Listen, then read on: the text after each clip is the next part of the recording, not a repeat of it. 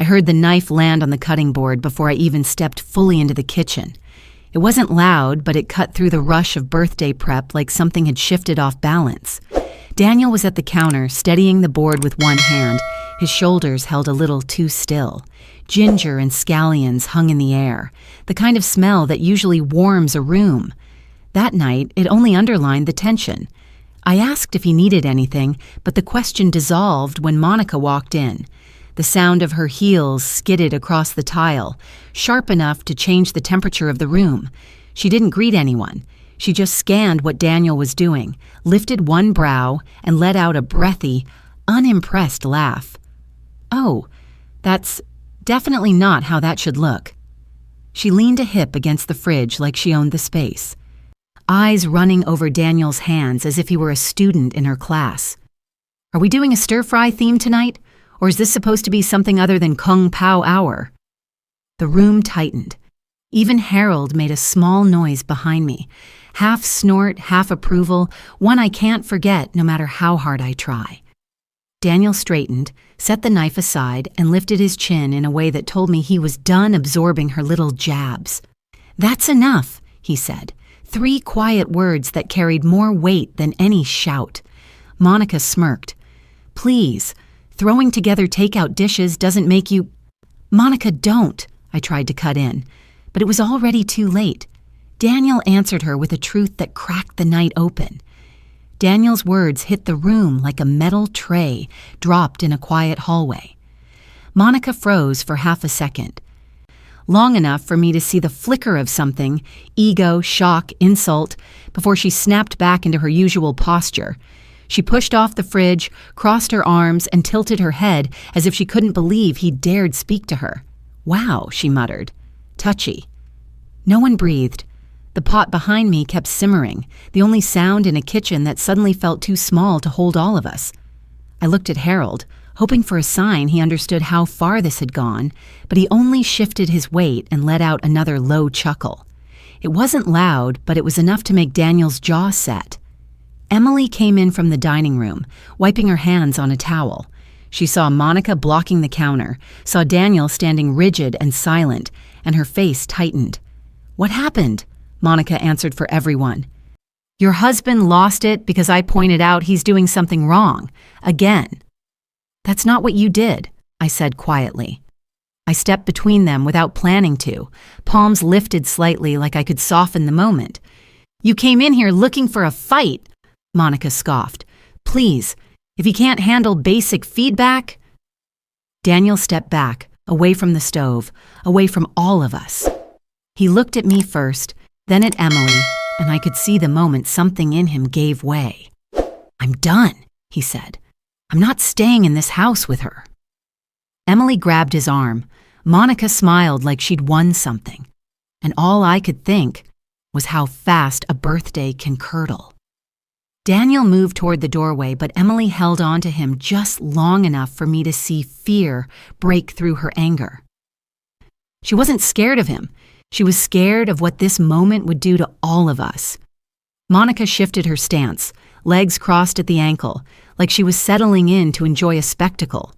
I felt heat rise up my neck, the kind that comes when you realize a line you tried to ignore has finally snapped. "Daniel, don't leave," I said, my voice steadier than I felt. "We can reset. Just give me a moment." He shook his head. "I'm trying, Diane. I've been trying for years." That was the part that cut deepest. Years. Emily turned on her sister. "You couldn't go one night without doing this? Not one?" Monica rolled her eyes. "Sorry for having standards." "You don't get to insult people and call it standards," Emily shot back. Her voice wasn't loud, but it landed with a sharpness that made even the bubbling pot behind us feel intrusive. Harold stepped forward then, wiping his hands on a towel like he'd simply finished washing dishes. "This is blown out of proportion," he said. "She was joking. Daniel needs to toughen up if he wants to be part of this family." I stared at him, stunned. The words were casual, almost bored, like he'd already decided who mattered and who didn't. and something heavy settled in my chest, a truth I had pushed aside more times than I could count. Maybe Daniel wasn't the only one who had been trying for years. Emily let go of Daniel's arm and rounded on her father like she'd been holding back for years. "Toughen up? Did you hear what she said?" Her voice trembled at the edges, not with weakness, but with disbelief. "You think racism is a joke?" Harold didn't even flinch. He folded the towel over the back of a chair as if he'd just wrapped up the evening. "People are too sensitive these days. It was a stupid comment. Move on." Monica shrugged. "Exactly." Daniel looked at the two of them, then at me. I saw something in his expression collapse, some mixture of exhaustion and clarity. "You know what? I'm not fighting for respect in a house that doesn't want me in it." The room pulsed around us. Even the hum of the refrigerator felt too loud. I stepped forward, reaching for his sleeve. "Please stay until we can talk this through." He shook his head with a soft apology in his eyes. "I can't do this anymore." Emily took his hand. "Then I'm going with you." That was the moment Monica scoffed under her breath. "Drama," she said, one quiet word that sliced deeper than all the rest. I turned to her, the anger coming slow and cold instead of hot. "You provoke, you belittle, and you expect people to thank you for it. You're not critiquing, you're tearing down." For the first time all night, her smirk faltered. Daniel walked toward the hallway. Emily followed him, and I stayed rooted where I stood, watching the night split our family open. I heard the front door close before the rest of us even moved. The sound wasn't loud, but it carried finality, like a chapter shutting without permission. Emily's footsteps faded down the walkway, lighter than usual, as if she were trying not to break under everything she was leaving behind. The kitchen stayed still for a long moment. Then Harold exhaled, slow and irritated, and muttered, "Unbelievable." He didn't look at me when he said it. He didn't have to. I'd known that tone for years, the one that dismissed everything that didn't fit his worldview. I kept my hands on the counter so he wouldn't see them tense. "You shouldn't have laughed," I said quietly. He shrugged. "It wasn't that serious." Monica took that as her cue to rearrange a stack of plates, the clatter sharp in the dead space between us. If Daniel can't handle a joke, that's on him. He's always been so fragile. The word stung, not because it was true, but because it showed exactly how little she saw him, how little she cared to see. I steadied my voice. "You crossed a line, Monica." She lifted her chin. "I told the truth." "No," I said. "You told on yourself." Her face tightened, but she didn't answer. She just tapped her nails against the countertop, each click landing like a reminder of how deeply she enjoyed her own cruelty. I wiped down a spot that didn't need cleaning because if I didn't do something with my hands, I would have said things I couldn't take back. Outside, I heard a car start. Emily and Daniel were gone, and I knew, with a weight I wasn't ready to face yet, that nothing in this house would go back to what it was. I didn't sleep much that night. The house felt hollow without Emily's shoes by the door or Daniel's quiet laugh drifting in from the living room. Harold went to bed without saying anything, leaving me alone at the kitchen table with a cold cup of tea and the mess we never finished cleaning. The cutting board was still out. The scent of ginger clung to the air like a memory that refused to lift. I kept replaying the moment Daniel's face went still. It wasn't anger, it was resignation.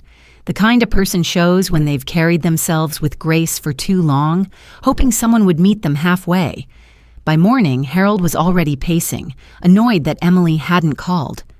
"They're overreacting," he said, pouring coffee like he had somewhere better to be. "She'll come back once she cools off." I didn't respond. Something in me had shifted too. I couldn't keep smoothing over his choices or pretending his silence wasn't a kind of violence. Around noon, my phone buzzed. It was Emily's name. Her voice was tight. "Mom, you need to know. Monica is telling people Daniel screamed at her. She's twisting it. And Dad's defending her." I closed my eyes. "Of course he is." "And," she added, "some of the family already heard. They're taking sides. I pressed my hand to my forehead. The fracture that started in my kitchen was spreading faster than any of us could hold it together. "What do you need from me?" I asked. There was a pause, a small breath. "Just don't pretend this didn't happen."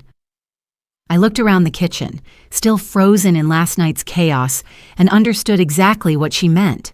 The first sign things were spiraling came that afternoon, when my sister-in-law, Rachel, called. She rarely phones me. She always texts first, but her name lit up my screen like a warning. "I'm so sorry," she said the moment I answered. "I heard what Monica said. I can't believe Dad laughed." Her voice cracked.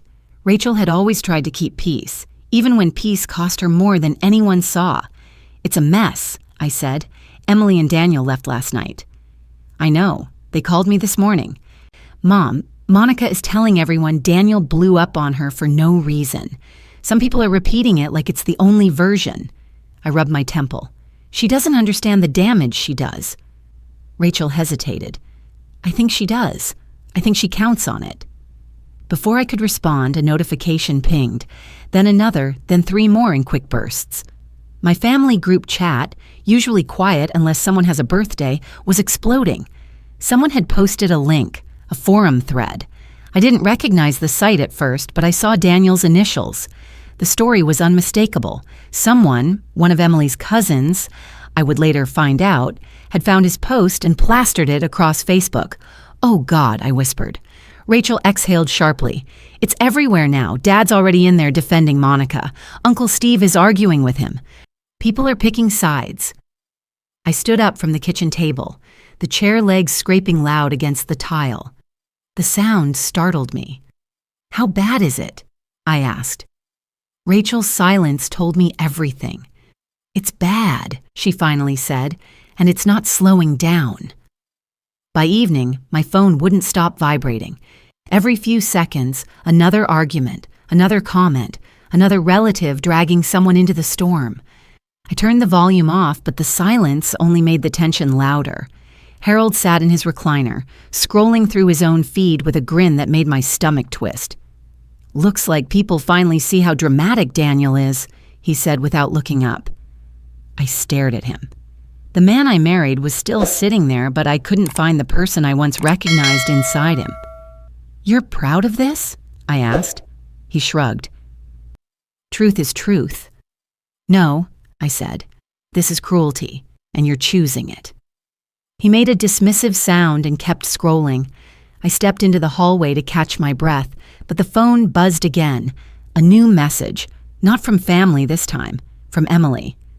"Mom, something else happened." My throat tightened. I called her immediately. She answered with a shaky breath. "Monica just got pulled aside at work. Someone showed her boss the thread. She's in trouble." I closed my eyes. "How bad?" "She screamed at me," Emily said. "Said Daniel ruined her life, called him a slur, said I should be ashamed of marrying him." A coldness settled through me, slow but firm. "You didn't deserve that." "She kept going," Emily whispered. "Then someone in her kitchen posted about it. People are talking. Mom, she might lose her job." I leaned against the wall, steadying myself. "Where's Daniel now?" "In the living room," she said softly. "He's quiet. Too quiet." My heart ached. The damage wasn't just public. It was seeping into every room of our lives. I walked back into the living room, holding the phone at my side like it weighed more than I could manage. Harold was still glued to his screen, shaking his head at comments he didn't agree with, and liking the ones that mocked Daniel. Every tap of his finger sounded like another crack in something I thought was solid. "We need to stop this," I said quietly. He didn't even glance up. "Stop what? They brought this on themselves." "They?" I repeated. "Your daughter and her husband?" Harold finally looked at me, eyes small with irritation. If Daniel hadn't run online to complain like a child, none of this would be happening.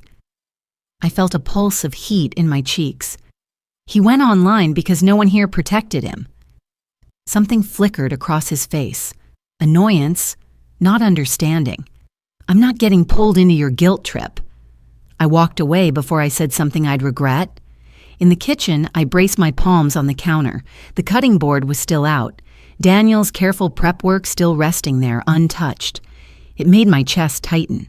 My phone buzzed again. A voicemail from Harold, except he was sitting in the other room. My stomach dropped as I pressed play. His voice came through low, rough around the edges, words he hadn't meant for me but meant for Daniel. Your presence was only tolerated up until now. Delete the post or you're asking for trouble. I froze. The fridge hummed behind me.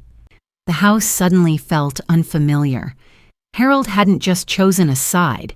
He had chosen intimidation, and he had done it behind my back. I didn't confront Harold right away. I stood there in the kitchen, staring at the bowl of chopped scallions Daniel had left behind, trying to steady my breathing. The message kept replaying in my mind. His voice, his threat, the way he said tolerated, like Daniel was some stray dog scratching up his floors. I walked to the doorway and watched him for a moment. He was still lounging in his chair, scrolling, muttering under his breath as if the world had offended him. I realized then how small he looked. Not physically, emotionally. A man shrinking into whatever bitterness he'd been feeding for years. My phone buzzed again. This time, it was Rachel. "Mom, did Dad really leave that voicemail?" There was no way she could have known unless, my breath caught, someone had posted it. "Where did you hear that?" I asked. "Facebook," she whispered. "It's spreading. Some cousin on Dad's side is saying Daniel faked it. Others are saying Dad meant it. Mom, people are tearing each other apart." I sank into a chair. "Your father doesn't understand what he's done." "No," Rachel said. "I think he understands perfectly. He just doesn't care." The line went quiet. Then she added, almost painfully, "Emily is scared.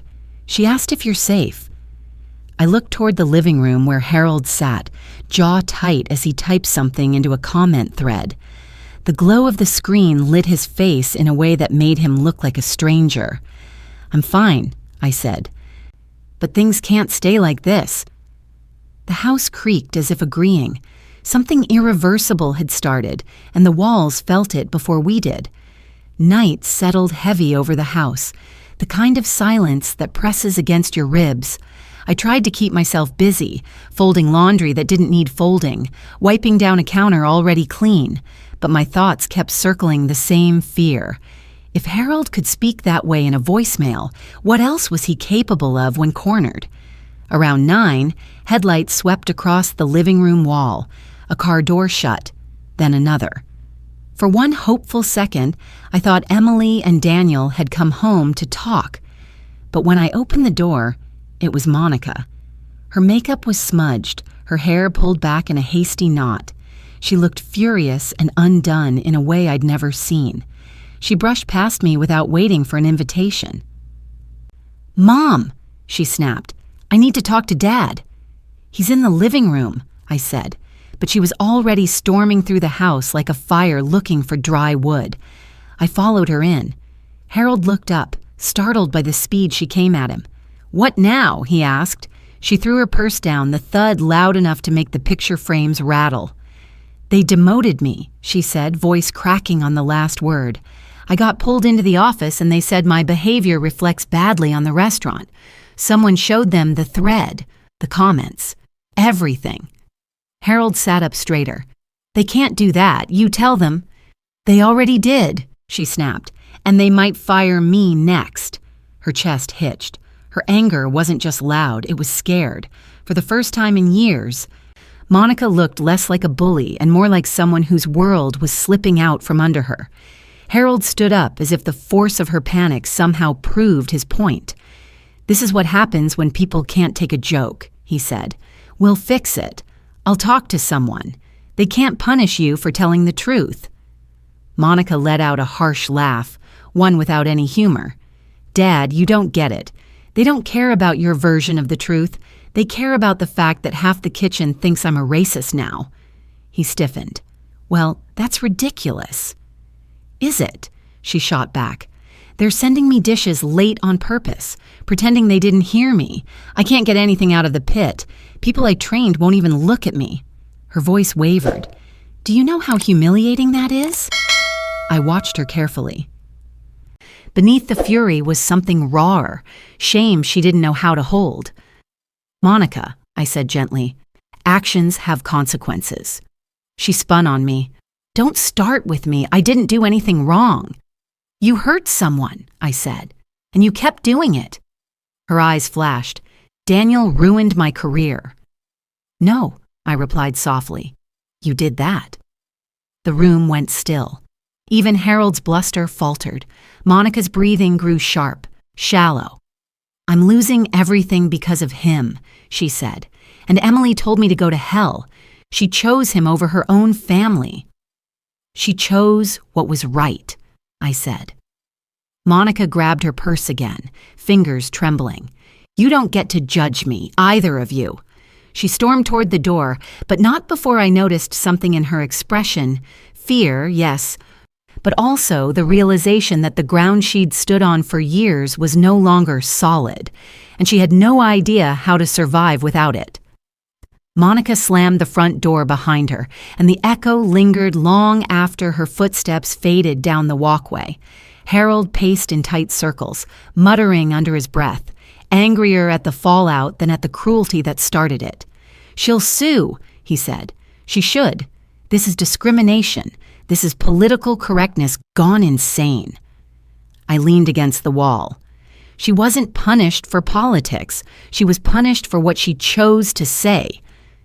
He shot me a look I'd grown too used to, one that said he wasn't listening, only waiting for his turn to speak. "You're supposed to support your family." "I am," I answered, "all of them. That man is not your family." The sentence cracked something inside me. Not suddenly, not explosively, quietly like a shelf bowing under weight it's carried for too long. "I love Daniel," I said. "Emily loves him. He's good, he's kind. He's never once disrespected this house." Harold scoffed. "He embarrassed us." "No," I said. "We embarrassed ourselves." He walked to the window, pulling back the curtain with a jerk. Maybe expecting Monica to return, maybe expecting the world to make sense again. It didn't. My phone buzzed from the counter, a text from Emily, "Mom." Dad left Daniel a voicemail, a threatening one. His coworker heard it. "People at his restaurant are talking. This isn't just family drama anymore." I listened again to the voicemail I'd saved. Harold's voice, cold, clipped, full of something uglier than anger. I felt a tremor move through me, not fear, but clarity. The man I married was not the man standing in this house, and I wasn't sure how long I could keep pretending otherwise. I didn't answer Harold. There was nothing left to say that wouldn't tear us further apart. Instead, I walked to the guest room, closed the door, and sat on the edge of the bed, with my hands clasped so tightly my knuckles ached. The house felt like it was holding its breath, every wall listening, every shadow shifting with the weight of what we'd become. Not long after, the doorbell rang. Harold barked. "If that's Monica, I swear," but it wasn't Monica.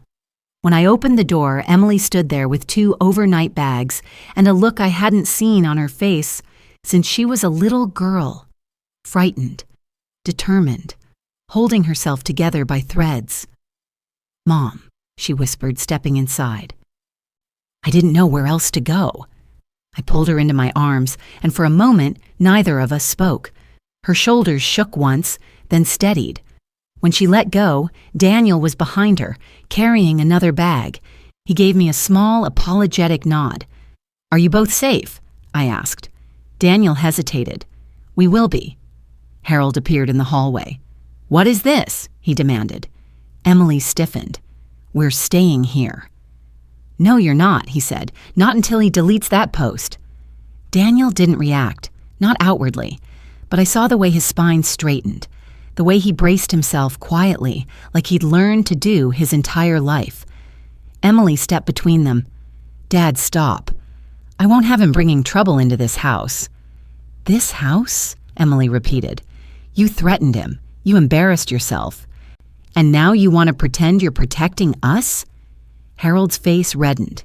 You don't speak to me like that. She lifted her chin. Then listen. For once. The floor seemed to tilt beneath us, a family breaking apart, not with a shout, but with a truth too long buried. Harold stepped closer, shoulders squared the way he used to stand when he thought authority alone could settle an argument. This has gone far enough, he said. You're all reacting to an online circus. Delete the post, apologize, and we move on. Move on to what? Emily asked. Pretending nothing happened? Pretending you didn't threaten my husband? Pretending Monica wasn't cruel on purpose? Harold waved a hand. People say things in the heat of the moment. Daniel finally spoke, voice steady but low. You left that message hours after everything happened. The hallway went silent. Harold blinked, caught off guard by Daniel's calm. He wasn't expecting resistance delivered without anger. That message wasn't meant for you, he snapped. Daniel nodded once. That's the part that concerns me. I watched Harold's jaw clench, a flicker of something crossing his face. Frustration, defensiveness, something darker.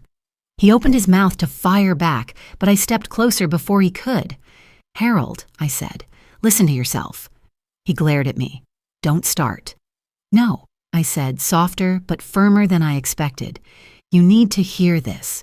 You let your pride matter more than people, more than your daughter, more than decency. His expression hardened. I protected my family. Emily shook her head.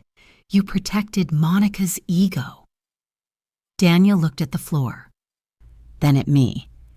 We didn't come here to fight. We came because Emily thought you should know what's happening. I caught the tremor in his voice, not fear, but exhaustion. A man worn thin by years of trying to belong. Harold scoffed. If you expect sympathy, no. Daniel said quietly, I don't expect anything anymore. And that, more than anything, made my chest ache. Harold's hand curled at his side, fingers twitching like he was fighting the urge to point, to command, to reclaim the room.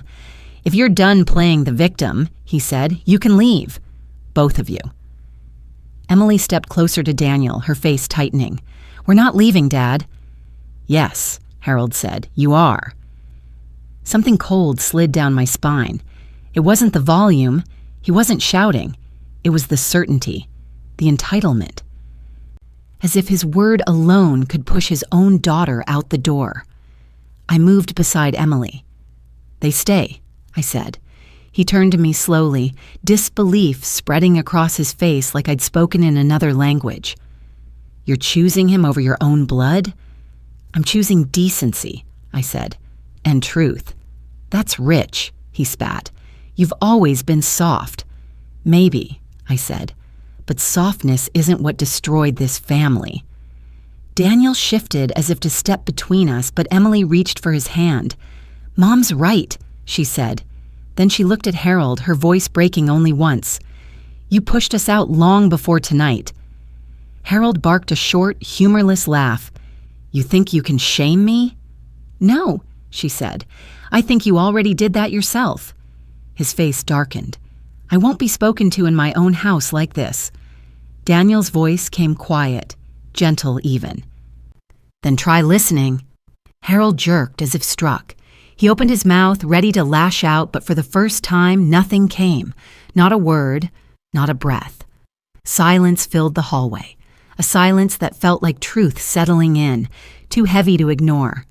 Harold broke the silence first, not with words, but with the slam of his palm against the hallway wall.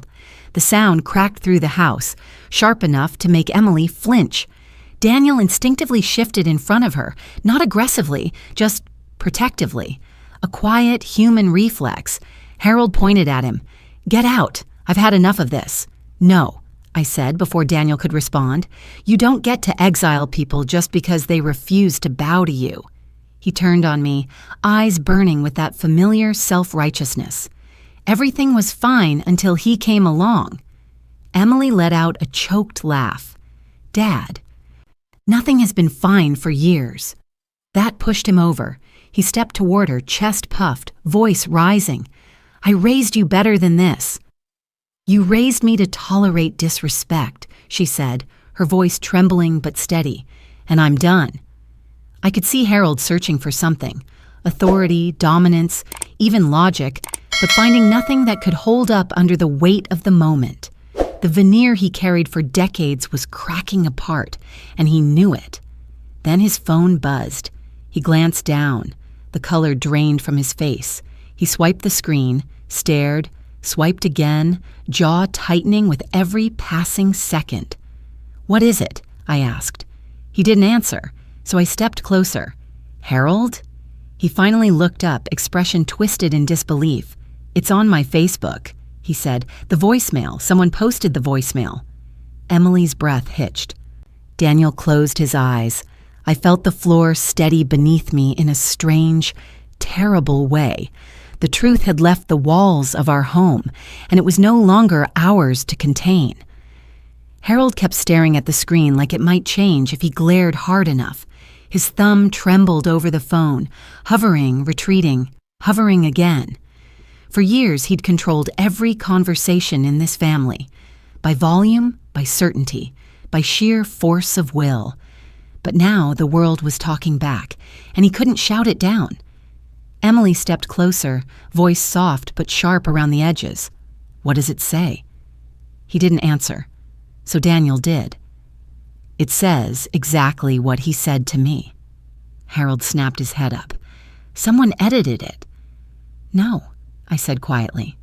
"They didn't." He glared at me like betrayal was a fresh wound. "You're siding with them." "I'm siding with the truth." His mouth opened, closed. He looked smaller by the second, shrinking inside the glare of his own exposed words. When he finally spoke, it was a whisper. "People think I threatened you." Daniel didn't raise his voice. "Because you did." The hallway chilled. Harold backed up a step, then another, until he hit the wall behind him. "This is a setup," he muttered. "Someone's trying to ruin me." Emily shook her head, tears gathering but not falling. "Dad, this is your voice, your choice. No one made you say it." He swallowed hard, staring at the floor like it might offer a version of reality he preferred. "I was protecting my family." "You endangered it," I said. His breathing grew ragged. His hands shook. "Everyone's calling me a bigot." No one spoke. The truth didn't need to be repeated. He looked up at Daniel, something desperate in his eyes. "Fix it. Tell them I didn't mean it." Daniel met his gaze without anger, without malice, only a kind of tired honesty. "That's not mine to fix." And Harold finally understood he couldn't outrun the truth he created. Harold sank into the nearest chair like his legs couldn't hold him anymore. The light from his phone screen washed over his face, revealing every crease carved by years of stubbornness. He scrolled with frantic, jerky movements, comment after comment, argument after argument. His name was everywhere now, tied to words he couldn't take back. "People think I'm a monster," he whispered. Emily stood several feet away, arms wrapped around herself. "Dad, people reacted to what you did, not who you are." He shook his head violently. No, they're twisting it. "They hate me because of politics, because I told the truth." Daniel spoke softly. "Harold, this isn't about politics. It's about the way you treated me." Harold slammed the phone down on the table, the sound whipping through the room. "I treated you like a man who overreacted," he snapped. "And now my life is falling apart because of one stupid voicemail?" I stepped forward. It wasn't one voicemail. It was everything leading to it. He stared at me like he didn't recognize me. "You're blaming me?" "I'm holding you accountable." His breathing turned uneven, like the room was closing in on him. He looked between the three of us, searching for someone to rescue him from the truth. No one moved. Then his expression shifted, anger melting into something far more fragile. "Diane, am I a bad person?" The question pierced through me.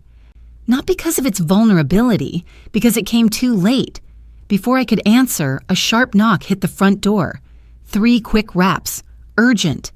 Emily flinched. Daniel straightened. Harold tensed like he expected an army on the other side. I walked toward the door, my heartbeat drumming in my ears. Whatever waited there wasn't going to calm the storm. It was going to widen it. The knock came again, sharper this time, echoing through the quiet house. I opened the door with a breath I didn't realize I'd been holding. Rachel stood on the porch, her hair pulled back, jacket half-zipped like she'd left her home the moment she heard.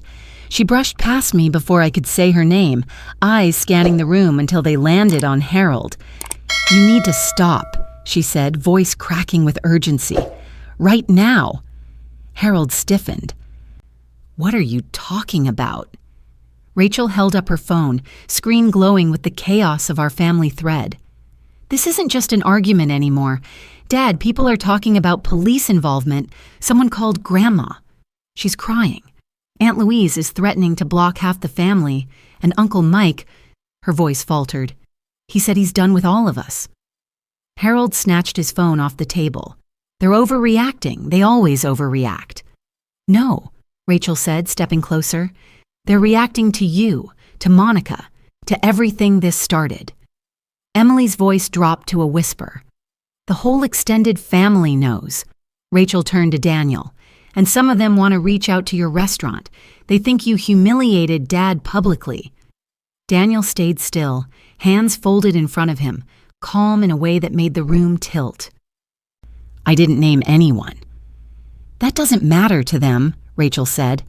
Another message pinged across her screen. She read it and covered her mouth. "What?" I asked. She looked at me, eyes wide. "Mom, they're saying Dad threatened Daniel again. Someone posted a screenshot. They think there were multiple messages." Emily's face drained of color. There weren't. Rachel swallowed. "Someone faked one, but no one can tell which is real." Harold surged to his feet. "I'm being framed." But even as he said it, the truth flickered behind his eyes. This wasn't a frame job. This was the cost of the mask he'd worn too long, cracking in front of an audience too large to unsee it. Harold paced the living room like a man trapped in a shrinking cage. His breathing quickened, fingers tapping against his thigh in a frantic rhythm. "They're lying," he kept repeating. "They're all lying." But no one answered him. Not because we agreed, because the truth had spread too far to argue with. Rachel lowered herself onto the edge of the couch, shoulders trembling. "Dad, you need to understand how bad this looks. People don't know which messages are real, so they're assuming the worst." Emily sank beside her, rubbing her temples. "This isn't about a fake screenshot. This is about what actually happened." Harold stopped pacing. He looked at her like she'd betrayed him by speaking plainly. "I said one thing. One. And now everyone wants to destroy me." Daniel remained near the doorway, quiet, steady, almost painfully composed. It wasn't one thing. It was everything leading up to it. Harold jabbed a finger in his direction. "Don't you start." Daniel didn't flinch. "I'm not starting anything. I'm telling you why this grew the way it did." I watched Harold's face twist. Anger, denial, fear, all crashing into each other. For a moment, he looked like a man trying to hold shut every door that his own choices had blown open. Then my phone buzzed in my hand. A text from Louise. "Diane, I'm sorry. I can't stay silent. People are saying Harold encouraged Monica's behavior for years. Some of us heard things, old things. We didn't know how to tell you." My stomach dropped. Old things. Patterns. Not just tonight, not just one moment, a truth that had been waiting for a spark strong enough to expose it. I looked up at Harold, and for the first time, I wasn't shocked. I was seeing him, clearly. I set the phone down, but the words kept pulsing through me. Old things, things people had heard, things they hadn't said. The kind of silence that doesn't protect, it corrodes. Harold must have sensed it because he stopped moving. "What?" he asked. What now? I didn't raise my voice. People are saying this isn't the first time. His expression flickered, a flash of something unguarded, fear maybe, before he tried to cover it with indignation. Gossip, that's all. Rachel looked between us. Dad, did you say things before this? Things like what Monica said? He clenched his jaw. Don't twist this on me. Emily's voice was barely a whisper. Dad, answer the question. He opened his mouth, closed it, looked down at his hands as if the truth might be hiding in his own skin. I said things in the past, he muttered. Everyone does. No, I said softly. Not everyone. Silence spread through the room like a slow, sinking weight. Harold took a shaky breath. I didn't mean them. But you said them, Daniel replied. Not cruel, just honest. Harold didn't look up. He seemed to fold inward piece by piece, like someone finally realizing the mirror had been pointed at him long before tonight. Rachel wiped her eyes. Emily reached for Daniel's hand. I watched my husband unravel under the weight of truth he'd spent years sidestepping. Then my phone buzzed again. A new message from an unknown number. Diane, I'm at your door. Please let me in. I didn't know where else to go. My breath caught. It was Monica. For a moment, none of us moved. The message glowed on my screen, its desperation louder than any knock. Harold straightened like a wire pulled tight. She is not coming in here, he said, but I was already walking toward the door. When I opened it, Monica stood on the porch, arms wrapped around herself, her coat slipping off one shoulder like she'd rushed out without thinking. Her makeup was streaked from tears she hadn't bothered to wipe. She looked smaller than I'd ever seen her, deflated, fragile, haunted. Mom, she whispered. Please. I didn't touch her. I didn't invite her in. I just stepped aside so she could choose for herself. She crossed the threshold slowly, like she wasn't sure she deserved to. Harold's voice boomed from the hallway. You have a lot of nerve showing up here after everything you caused. She flinched, not at his anger, at his choice of words. I caused? She said, voice sharpening through the cracks. Dad, you backed me every time. You laughed. You encouraged me. Emily stepped forward. Monica, stop twisting. I'm not twisting anything, Monica said, turning to her sister with eyes rimmed red.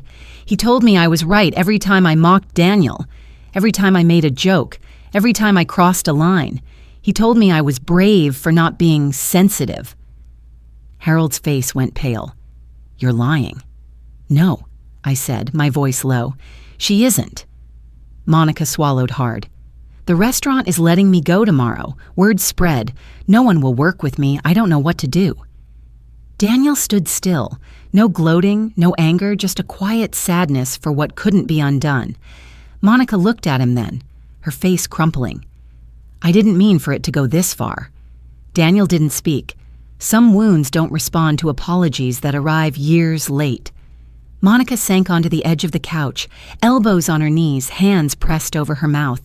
Her shoulders shook, not loudly, not theatrically, just small, uneven tremors of someone realizing the ground they stood on was never solid. Harold hovered near the wall, arms crossed, jaw tight. But even he looked shaken, like he couldn't recognize the fallout he'd helped build. This family is falling apart, he muttered, all because of one comment. It wasn't one comment, I said. It was years of pretending cruelty was honesty. Emily sat beside Daniel, her hand resting on his back. He hadn't spoken since Monica walked in. There was nothing left for him to explain. The truth had already burned its way through every room. Monica wiped her face with the sleeve of her coat. I don't expect forgiveness, she whispered, but I can't go home, not tonight. Harold opened his mouth as if to refuse, but the look I gave him stopped the words in his throat. You can stay, I said. For tonight. She nodded, a quiet thank you trembling on her lips. Daniel rose then, not to confront her, not to comfort her, but to walk toward the hallway with Emily beside him. He paused only once, meeting my eyes with a softness that ached. "Good night, Diane," he said. "Good night, Daniel." Their footsteps faded into the guest room. Monica stared at the floor. Harold stared at his hands. And I stood there in the fading light of the living room, watching the pieces settle where they fell. Truth had broken us open, but sometimes things have to break before anyone stops pretending they were whole. If this stirred something familiar in your family life, you can write it below.